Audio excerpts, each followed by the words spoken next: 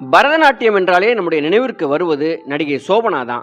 14 வயதுல தன்னுடைய முதல் திரைப்படத்தில் நடித்த இவர் இத்தனை வருடங்கள் கடந்தும் இன்றைக்கும் தமிழ் ரசிகர்களுடைய மனதில் நீங்காத இடம் பிடித்திருக்கிறார். தென்னிந்திய ரசிகர்களின் மனதிலும் நிலையான இடத்தை பெற்றுள்ளார். நடிப்பிற்காக 2 தேசிய விருதுகளும் நாட்டியத்திற்காக பல விருதுகளையும் இவர் பெற்றிருக்கிறார்.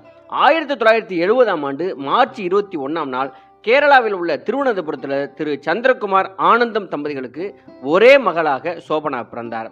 சோபனாவின் அப்பா சந்திரகுமாருடன் பிறந்தவர்கள் தான் தென்னிந்திய திரையுலகையே கலக்கிய திருவாங்கூர் சகோதரிகள் என அழைக்கப்படுகிற லலிதா, ராகினி, பத்மினி என்ற 3 சகோதரிகள். இவங்க 3 பேருமே பெரும் புகழை அடைந்தவர்கள். நடிகை பத்மினி அமெரிக்காவில் இருந்து வரும்போது சோபனாவிற்கு நிறைய சாக்லேட்டுகளும் பரிசு பொருட்களும் கொண்டு வந்து நிரப்புவாராம். சோபனா என்னதான் கேரளாவில் பிறந்திருந்தாலும் சோபனா குழந்தை பருவம் என்பது நம்முடைய சென்னையின் மயிலாப்பூர்ல தான் அமைந்திருக்கிறது. அங்கு அவர் தன்னுடைய பாட்டி வீட்டில் தங்கி படித்திருக்கிறார்.